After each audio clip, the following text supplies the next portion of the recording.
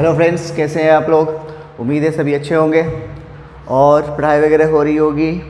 ठीक है, चलो नाउ लास्ट लेक्चर में हम लोगों ने एसिडिक बफर के बारे में पे क्वेश्चन जो आते हैं वो हमने किया था। उससे पहले हम लोगों ने देखा था कि एसिडिक बफर क्या होता है ना। तो एसिडिक बफर कैसे बनता है, उसके लिए हमें क्या चाहिए होता है, वीक एसिड और उसी का कंजुगेट बेस या फिर उसी का सॉल्ट, इसका वीक एसिड का सॉल्ट होना चाहिए किसके साथ, स्ट्रॉन्ग बेस के साथ होना चाहिए। तब जो बफर बनेगा वो कैसा बफर होगा, एसिडिक बफर होगा। ठीक है, तो इस तरह से आराम से पहचान जाओगे एसिडिक बफर। और फिर इस पे हम लोगों ने इसका पीएच फिर निकालने के लिए हमारे पास फार्मूला भी आ गया था। क्या था, पीएच बराबर pKa plus log salt by H, concentration of salt by concentration of acid, right. अच्छा, इसके बाद इस पर हमने प्रॉब्लम देखा था। आज हम लोग देखने जा रहे हैं दूसरा बफर कौन है, बेसिक बफर। हेडिंग डालोगे बेसिक बफर।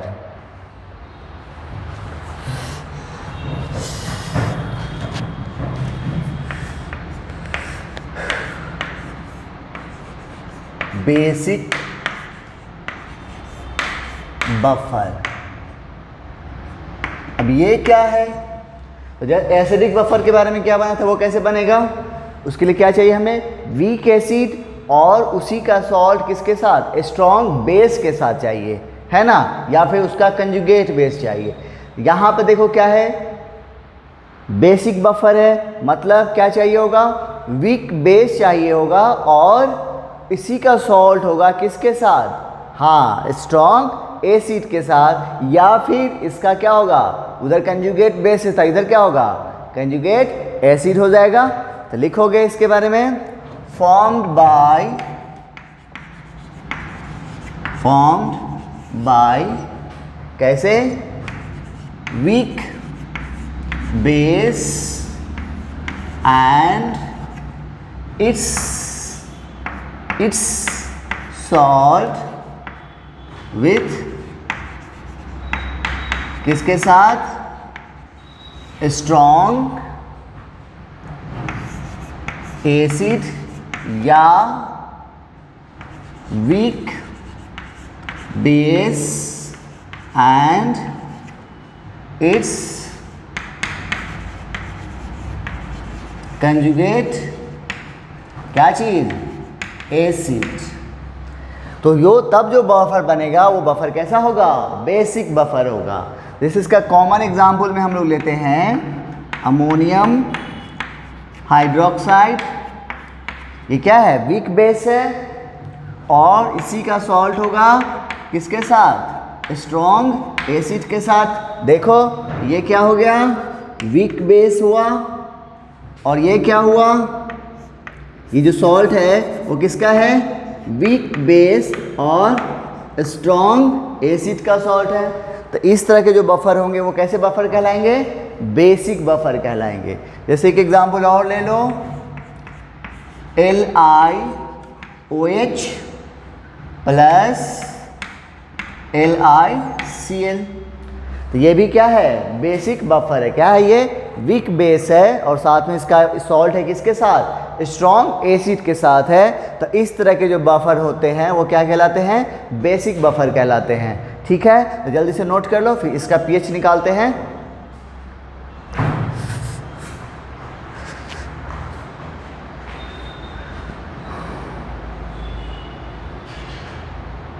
चल, हेडिंग डालोगे pH calculation of basic buffer,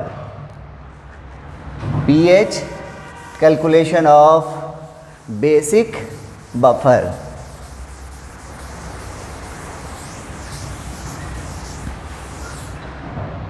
pH calculation of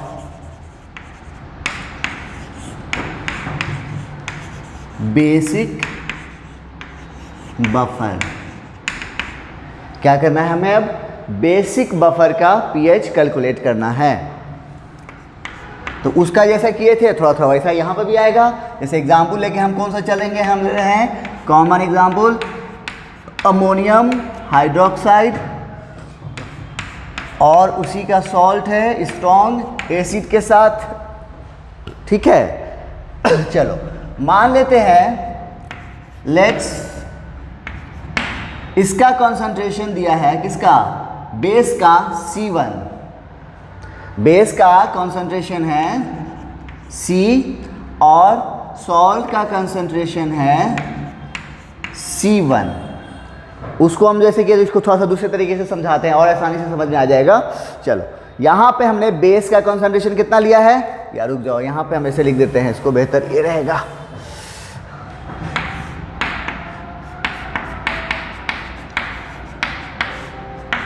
हमने लिया है कंसंट्रेशन बेस का क्या, C लिया है और कंसंट्रेशन ऑफ सॉल्ट लिया है C1। ठीक है, हमें क्या करना है, कैलकुलेट pH कैलकुलेट करना है। आइए, तो NH4OH ये तो क्या है, वीक बेस है, तो क्या होगा, यहाँ पे इक्विलिब्रियम एग्जिस्ट करेगा, NH4 प्लस और OH minus. Okay, initially T time जब 0 है तो इसका कंसंट्रेशन दिया है C, तो इसका क्या होगा 0 और इसका भी 0।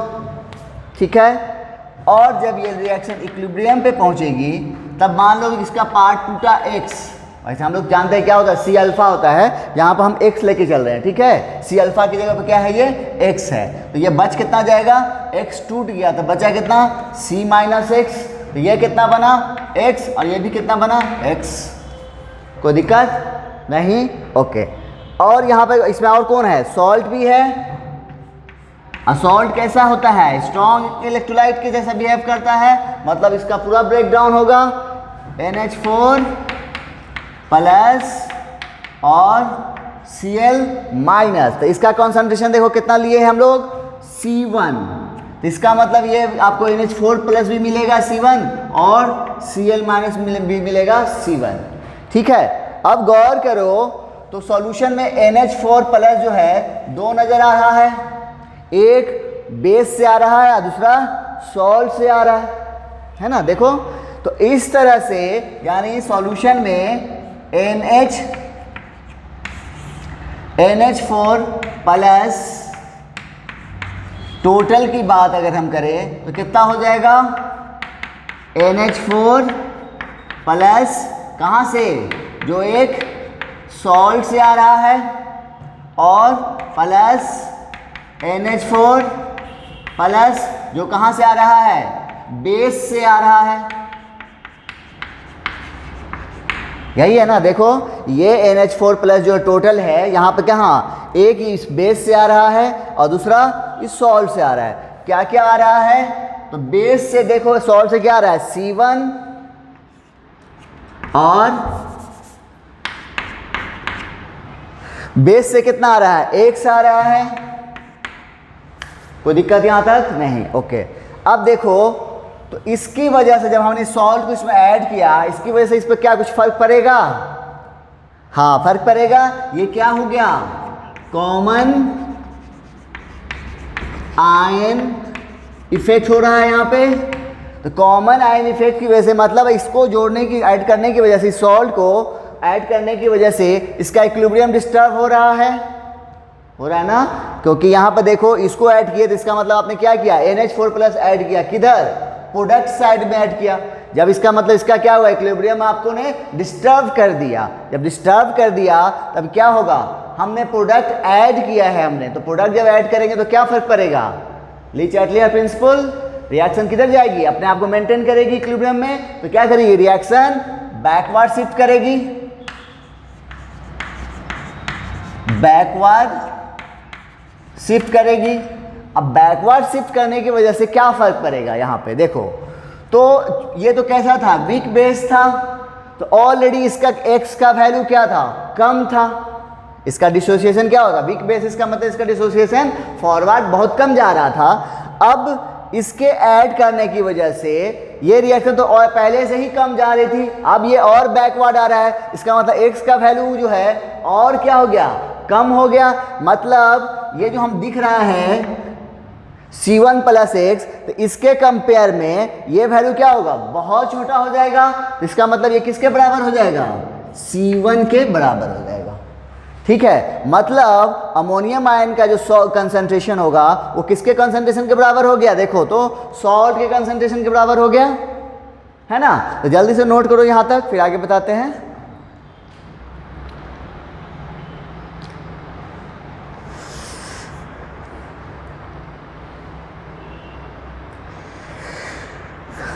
कर लिए, आ जाओ।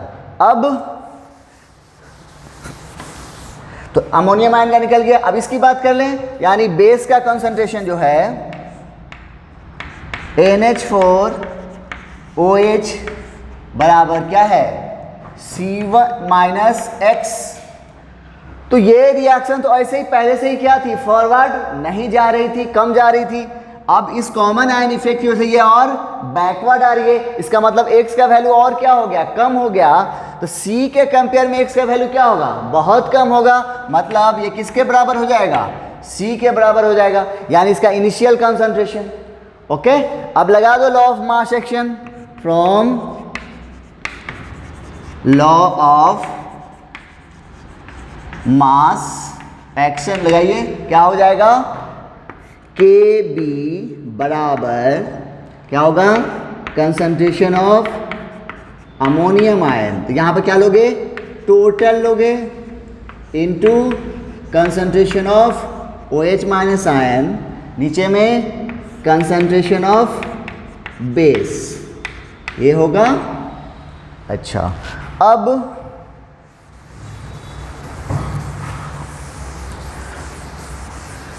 अब वैल्यू पुट करो, तो हमें क्या निकालना है, पीएच निकालना है ना। तो पीएच के लिए तो हमें H प्लस का कॉन्सेंट्रेशन चाहिए, जो कि यहाँ नज़र नहीं आ रहा है, लेकिन OH माइनस नज़र आ रहा है। तो हम क्या निकालेंगे, POH निकालेंगे, फिर वहाँ से क्या करेंगे, पीएच निकालेंगे। तो यानी यहाँ पे OH माइनस की जगह पे क्या हो जाएगा, अब देखो तो KB इंटू बेस NH4OH और नीचे में सॉल्ट NH4 प्लस टोटल, यही है। OH माइनस बराबर KB into NH4 plus OH की जगह पे क्या है, देखो तो कितना आया है, C आया है, और NH4 प्लस टोटल की जगह पे क्या आया है, C1 आया है। ठीक है, अब क्या करेंगे, हमें POH निकल जाएगा यहां से, क्या करेंगे, माइनस लॉग लेंगे दोनों तरफ, taking minus log both side. क्या फर्क पड़ेगा, देखो तो minus log OH minus ion बराबर minus log KB into concentration of C और नीचे में कॉन्सेंट्रेशन ऑफ C1। अब गौर करो, C किसका कॉन्सेंट्रेशन था, बेस का, और C1 किसका था, सॉल्ट का, है ना। तो हम यहाँ पे लिख सकते हैं क्या, देखो तो माइनस लॉग KB। अब C की जगह हम क्या लिखें, C किसका है, बेस का, तो कंसंट्रेशन ऑफ बेस और नीचे में कंसंट्रेशन ऑफ सॉल्ट होगा। तो अब ये क्या बन गया, माइनस लॉग की जगह पे P, तो ये क्या हो गया, POH। और इसको तोड़ो तो लॉग M इंटू N, तो क्या हो जाएगा, माइनस लॉग KB और फिर minus log base by salt. ठीक है, तो यानी यहाँ पे एक स्टेप और ले लेते हैं, आपको आसानी हो जाएगी, माइनस लॉग KB, उसके बाद फिर minus log concentration of base by concentration of salt. तो ये क्या बन गया, PKB। तो POH बराबर ये हो गया PKB। अब यहाँ माइनस साइन, इसको क्या करना है, खत्म, तो पलट दो, तो क्या हो जाएगा, plus log concentration of salt by concentration of base.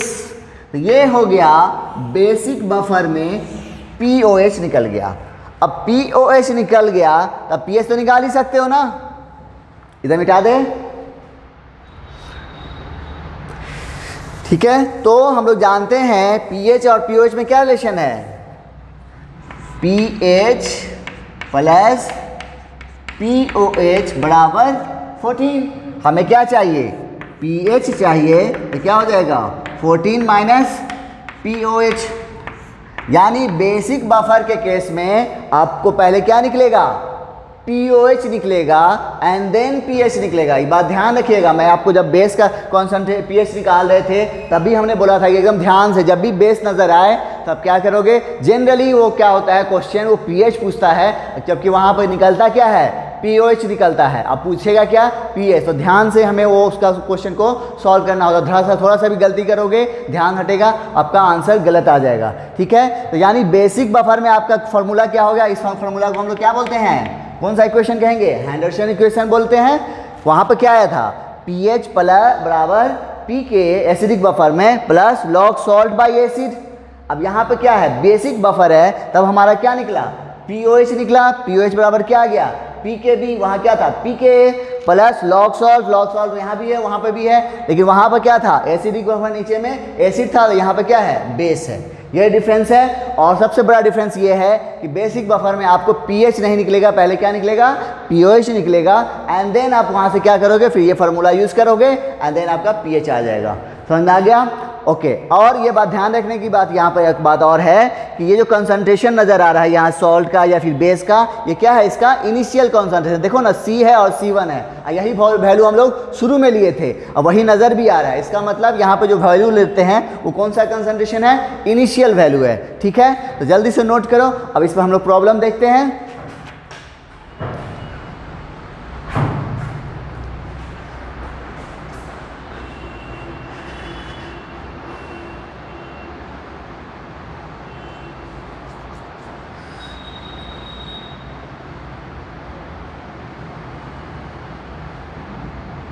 Okay, चलो एक क्वेश्चन है हमारा, कह रहा है calculate the pH of a solution in which 0.5 mole ammonium hydroxide and 0.45 mole NH4Cl is added. PKB आपको दिया हुआ है, तो हमें pH निकाला। तो पहले ये देखो, तो ये बफर है, ये क्या है, पहले तो आपको ये पता करना पड़ेगा कि वो सॉल्यूशन कौन सा है। ठीक है, सॉल्यूशन देखो तो क्या है, वीक बेस है और उसी का सॉल्ट है किसके साथ, स्ट्रॉन्ग एसिड के साथ। इसका मतलब ये कौन सा बफर है, ये बेसिक बफर है। तो बेसिक बफर के केस में हमें यहाँ पूछ क्या रहा है, pH।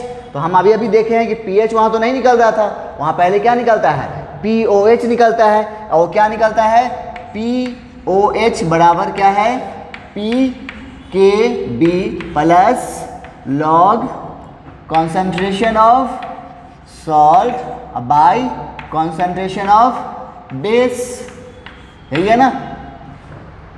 अब क्वेश्चन में देखो तो दिया क्या है, सॉल्ट का कॉन्सेंट्रेशन नहीं दिया है या फिर बेस का भी कॉन्सेंट्रेशन नहीं दिया है, क्या दिया है, मोल दिया है। तो कॉन्सेंट्रेशन क्या होता है, मोल बाय वॉल्यूम, यही होता है। अब वॉल्यूम तो यहाँ पर पता नहीं है, तो हम क्या करेंगे, वॉल्यूम भी मान लिए। और सॉल्ट का मोल देखो कितना दिया हुआ है, 0.45 बाई V। उसी तरीके से किसका, बेस का भी हो जाएगा, कितना, सॉल्ट का मोल कितना है 0.5 और वॉल्यूम इसका भी कितना लेंगे, सेम लेंगे, V लेंगे।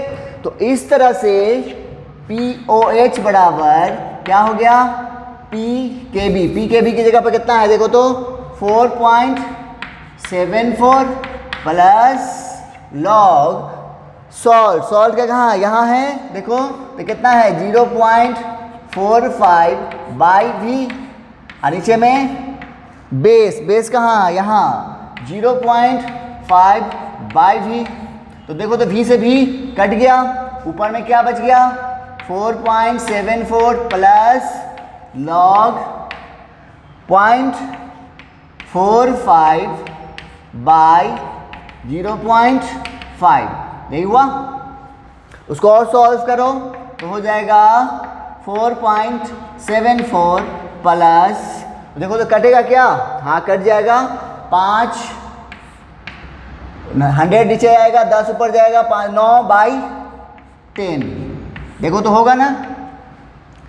इसमें से ये दोनों पॉइंट नीचे गया तो कितना हो गया 10, ये पॉइंट ऊपर गया 100 हो गया, ये ऊपर गया तो हो गया 10, तो 10/100 कितना हो गया, नीचे में हो गया 10। अब 5 से ये कितनी बार कटेगा 9 टाइम्स, तो 5 × 45 9/10। अब इनका वैल्यू निकाल लो, तो 4.74 प्लस, अब ये जोड़ दो log m/n,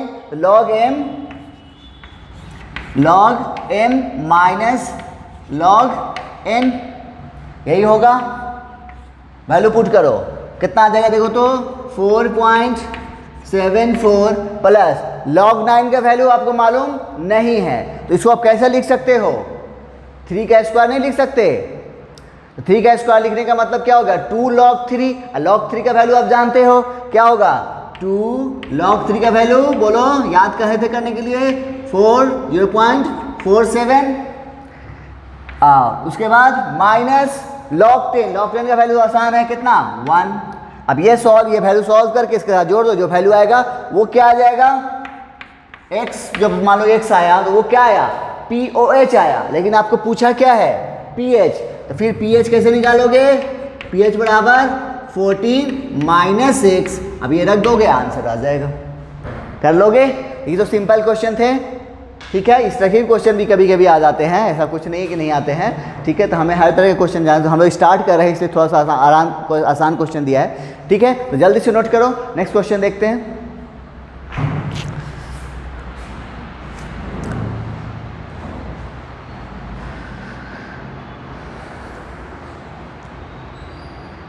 ओके चलो अगला क्वेश्चन है हमारे पास एक सॉल्यूशन है, वो कैसा है वीक बेस का है। वीक बेस क्या है यहाँ पे LaIOH यानी लिथियम का हाइड्रोक्साइड है, was treated with 0.1 normal HCl, यानी इस बेस को HCl यानी स्ट्रॉन्ग एसिड के साथ ट्रीट किया गया है। तो pH जो सॉल्यूशन का वो आ रहा है, देखिए क्या आ रहा है, एक आ रहा है 10.04 और दूसरा आ रहा है 9.14। After addition of 5 ml and 20 ml of acid respectively, यानी एसिड का जो HCl जो है नज़र आ रहा है उसका कॉन्सेंट्रेशन भी दिया है और 2 बार उसका अलग अलग वॉल्यूम में ऐड किया गया है, तब आपको 2 pH आया है। तो पूछ रहा है बताइए डिसोसिएशन कांस्टेंट ऑफ बेस क्या होगा, यानी Kb क्या होगा। तो क्या करोगे, तो अब यहाँ पे तो अब तक हमारे पास 3 केसेस आ चुके हैं बेस का निकालने का। एक तो वीक बेस के केस में निकलता है, दूसरा यानी pH जो हम लोग निकालते हैं वो कहाँ से, एक वीक बेस या फिर स्ट्रॉन्ग बेस है वहाँ निकाले थे, दूसरा निकाले थे सॉल्ट हाइड्रोलिसिस के बाद, और तीसरा तरीका यहाँ पर भी आ गया, बफर भी आ गया है। अब ये हमें मालूम होना चाहिए कि सभी जगह फार्मूला अलग अलग आ रहा है, फार्मूला अलग अलग आ रहा है तो हमें ये मालूम पहले होना चाहिए कि जो दिया गया है वो कौन सा कंडीशन है, बफर है या सॉल्ट हाइड्रोलिसिस हो रही है या फिर वो सिंगल अपना वो बेस है या फिर एसिड है, ठीक है। उस तरह से तो पहले ये आपको पता करना पड़ेगा। तो यहाँ पर देखो हो क्या रहा है, देखो इसको कैसे बनाओगे, तो बेस दिया हुआ है LiOH और इसका ट्रीटमेंट हो रहा है किसके साथ, HCl के साथ। तो बेस है और ये एसिड है, तो रिएक्शन होगी और बनेगा क्या, सॉल्ट। वो क्या बनेगा LiCl और साथ में जल भी प्रवाहित होगा, है ना। आइए अब देखो तो इसका कुछ दिया हुआ है, ए solution of weak base LiOH was treated with 0.1 normal. तो pH ऑफ द सॉल्यूशन यानी इसका क्या वैल्यू है वो दिया नहीं है, इसका वैल्यू आपको दिया नहीं है। तो मान लेते हैं कि इसका मिलीमोल वो है x, देखो ना यहाँ पर दिया हुआ कहीं पे नहीं, तो इसका हम मान के चल रहे हैं मिलीमोल क्या है x है, तो इसका मिल यहाँ पर चूंकि नॉर्मलिटी है तो मिलीमोल की नहीं लेंगे, क्या लेंगे मिली इक्विवेलेंट लेंगे, क्या लेंगे मिली इक्विवेलेंट।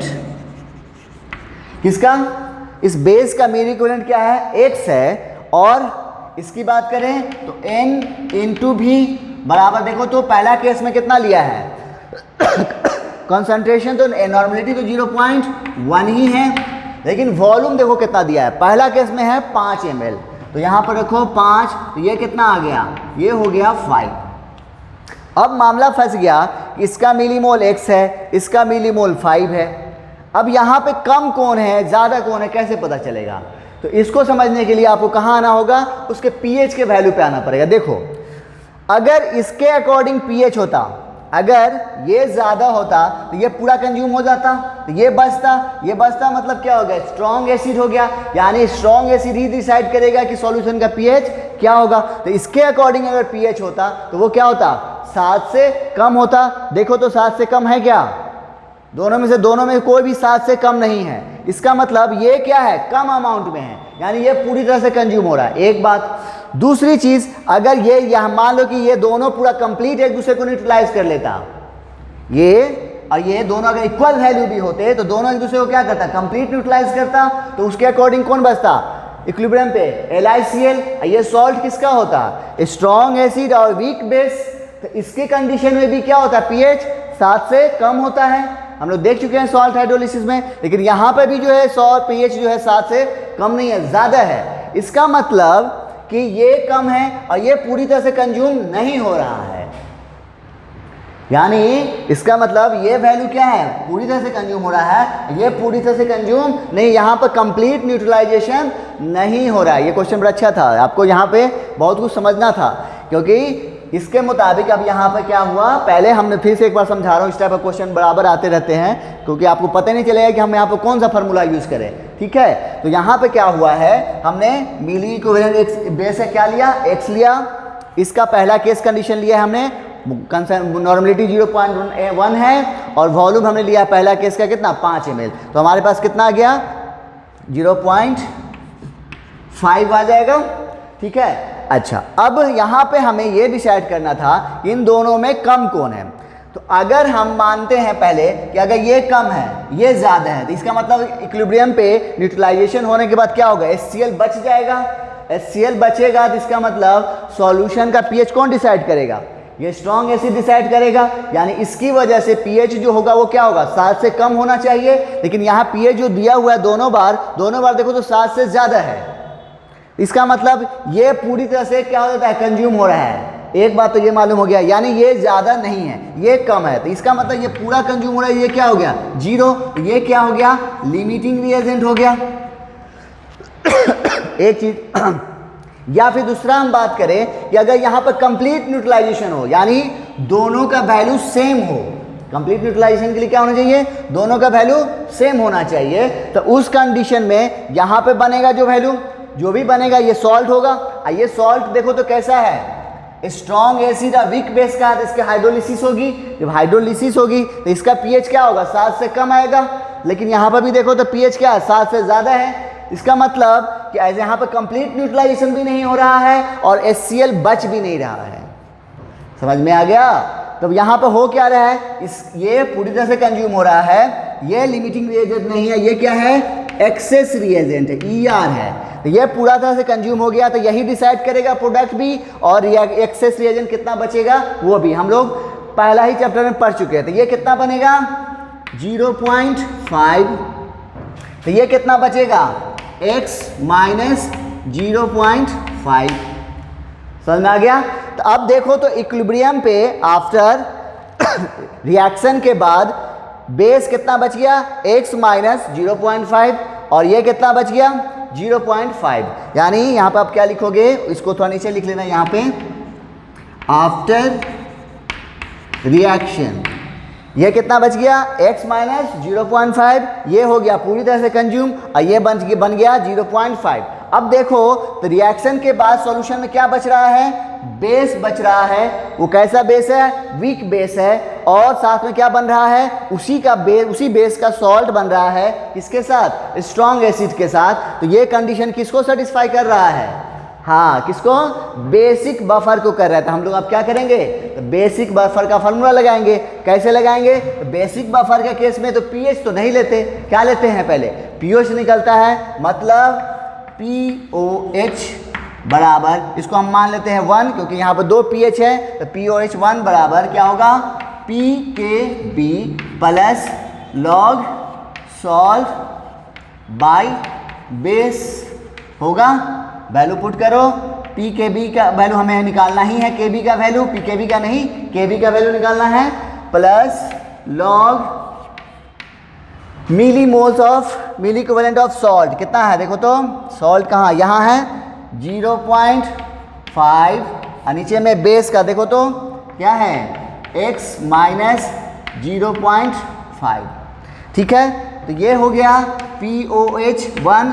तो अब यहाँ पर तो POH1 है यहाँ, लेकिन पहला केस में pH दिया हुआ है, तो क्या हो जाएगा यहाँ पे बोलो, क्या हो जाएगा 14 माइनस पहला pH का कितना है 10.04 बराबर PKB plus log milliequivalent of 0.5 by x minus 0.5। ये हो गया इक्वेशन 1। तो ये था केस 1, यानी पहला केस में हुआ। यहां तक नोट करो, फिर आगे बता रहे हैं।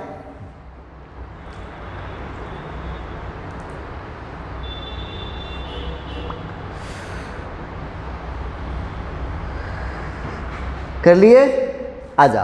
अब यही चीज देखो, जो जो चीज हम लोगों ने फर्स्ट केस में बात किया है वही चीज सेकेंड केस में भी नजर आ रहा है। यहां पर भी देखो pH 7 से ज्यादा है, तो इसका मतलब यहां पर भी क्या होगा, लेकिन यहां पे अब जो है ये थोड़ा सा ये क्या होगा चेंज हो जाएगा। इसका वैल्यू कितना हो जाएगा 0.1 इंटू, अब वॉल्यूम कितना है देखो 20, तो ये कितना हो गया 2 हो गया, ये हो गया 2, तो ये क्या हो गया, ये हो जाएगा पूरी तरह से कंज्यूम। तो ये सॉल्ट बनेगा 2 मिली इक्विवेलेंट, और ये कितना बनेगा x माइनस 2 बचेगा, कौन बेस। अब फिर लगा दो फार्मूला। अब यहां पे फिर POH, इसको हम लिखेंगे 2, PKB ही रहेगा, क्यों, क्योंकि बेस यहां पे चेंज नहीं हुआ, बेस वही पहला केस में भी है और दूसरा केस में भी बेस सेम है, इसलिए इसका डिसोसिएशन क्वेश्चन क्या रहेगा सेम रहेगा। इसलिए हम लोग यहाँ पर भी क्या लेंगे, दूसरा केस में भी PKB लेंगे, लॉग सॉल्ट बाई एसिड, बस अब क्या होगा वैल्यू सब चेंज हो जाएगा यहाँ पे।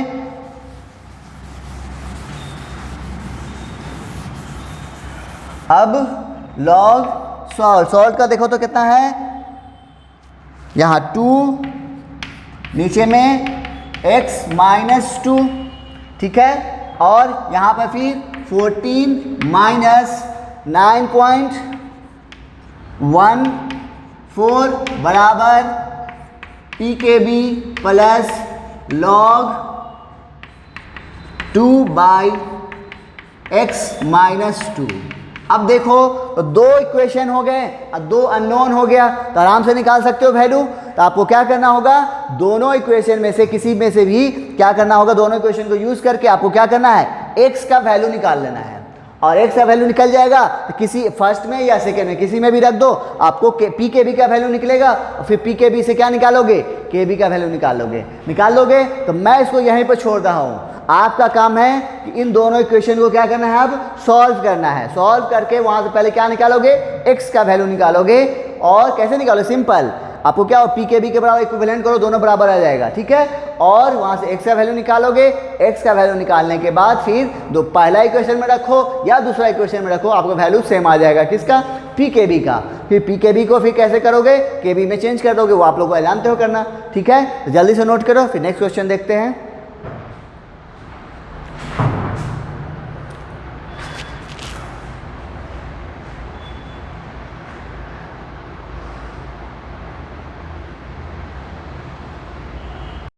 ओके चलो, अगला क्वेश्चन है हमारे पास, कह रहा है एक ऑर्गेनिक बेस है जिसका KB का वैल्यू देखो दिया हुआ 10 टू द पावर -8, तो काफ़ी छोटा वैल्यू है। इसका मतलब कैसा बेस है, वीक बेस है। ये याद होगा हम लोग पढ़े थे KB और Ka के वैल्यू से हम लोग पता करते हैं कि कैसा स्ट्रॉन्ग होगा या फिर वीक होगा। तो KB का वैल्यू जितना ज़्यादा होगा उतना स्ट्रॉन्ग होता है, अब जितना कम होगा उतना वीक होता है। ये सब हम लोग पढ़ चुके हैं। चलो, तो यहाँ पे ये बेस कैसा है, वीक है। इसका रिएक्शन कराया गया है, बोला जा रहा है in what volume of should 0.01 molar HCl and 0.01 molar base be mixed to prepare 1 liter of buffer solution having pH कितना होगा, 7 होना चाहिए।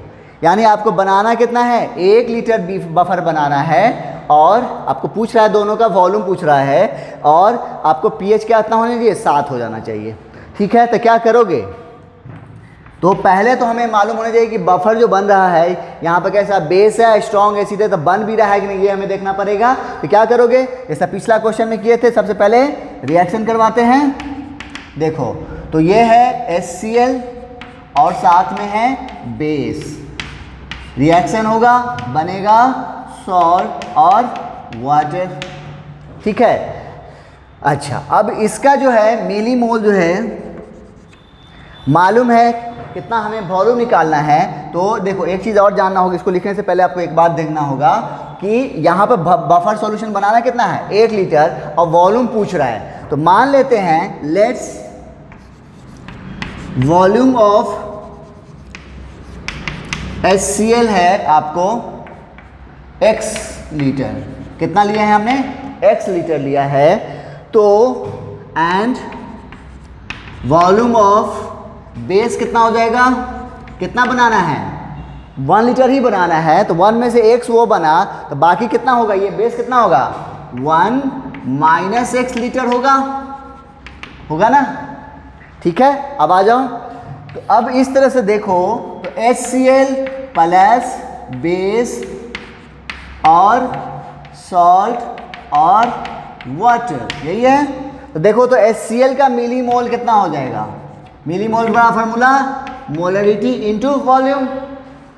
मोलरिटी कितना है, देखो दोनों का दिया हुआ सेम है 0.01 और इसका वॉल्यूम हमने HCl का कितना लिया है, x लिया है, यहाँ रखो x। ठीक है, बेस का देखो, बेस का भी मिलीमोल कितना हो जाएगा 0.01, ये क्या हो गया मोलरिटी, और वॉल्यूम हमने क्या लिया है 1 माइनस एक्स। ओके, चूंकि ये बोल रहा है कि बफर सॉल्यूशन है, इसका मतलब ये होगा कि रिएक्शन के बाद क्या बचना चाहिए, सॉल्ट बचना चाहिए और साथ में हाँ बेस बचना चाहिए। मतलब यहाँ पर जो है इन दोनों में ये वैल्यू क्या होगा, लिमिटिंग रिएजेंट हो जाएगा, मतलब ये पूरी तरह से कंज्यूम हो जाएगा। ठीक है, जब ये पूरी तरह से कंज्यूम हो जाएगा तो यही डिसाइड करेगा कि प्रोडक्ट कितना बनेगा, जितना ये है उतना ही बनेगा। 1 मिलीमोल की देता है 1, तो ये कितना देगा, इतना देगा, मतलब 0.01x। ठीक है, अच्छा तो ये कितना बचेगा, तो 1 से 1 रिएक्ट करता है, तो इतना से कितना, इतना रिएक्ट करेगा, तो बचा कितना, इतना माइनस इतना, मतलब 0.011 माइनस x माइनस 0.01x। ये हो गया आपका बेस बच गया और साथ में कौन बच गया, सॉल्ट बच गया। ठीक है, अब क्या करोगे, बोलो। हाँ, अब ये जो बफर बना है, कौन सा बफर है ये, एसिडिक है या बेसिक है, बोलो बेसिक है ना। तो बेसिक के लिए क्या निकलेगा, POH निकलेगा। तो POH बराबर PKB plus log salt by base, यही होगा। अब देखो तो POH तो नहीं दिया हुआ है, क्या दिया हुआ है, pH दिया हुआ है, मतलब 14 माइनस 7, ये हो गया POH की जगह पे PKB की जगह पे P की जगह पे माइनस लॉग सॉरी, और KB का वैल्यू दिया हुआ, देखो कितना दिया है 10 टू दी पावर -8 दिया हुआ है, प्लस लॉग सॉल्ट का वैल्यू देखो कितना आया है 0.01x, और बेस का वैल्यू कितना हो जाएगा, इसको देखो तो 0.01 माइनस 0.01x माइनस 0.01x, तो ये हो गया 0.01 माइनस 0.02x हो गया, मतलब 0.01 माइनस 0.02x, ये हो गया। अब देखो इसका वैल्यू हो गया 7, इसका वैल्यू हो गया 8। अब सॉल्व करके x का वैल्यू नहीं निकालोगे, तो यहाँ से आपको क्या करोगे, सॉल्व करके x का वैल्यू निकालोगे, वही आंसर हो जाएगा। ठीक है, एक का आंसर HCl का वैल्यू निकल जाएगा x के बराबर में, अब बेस का क्या करोगे 1 से एक घटा दोगे उसका निकल जाएगा। ठीक है, तो ये था आपको बेसिक बफर पे कुछ क्वेश्चन हुआ है, हम लोग ने कितना 2 या 3 क्वेश्चन देख पाए हैं। तो नेक्स्ट लेक्चर में इस पर और क्वेश्चन देखेंगे एंड देन फिर बफर एक्शन देखेंगे। तो जल्दी से नोट कर लो, उसके बाद आगे नेक्स्ट लेक्चर में मिलते हैं। Thank you.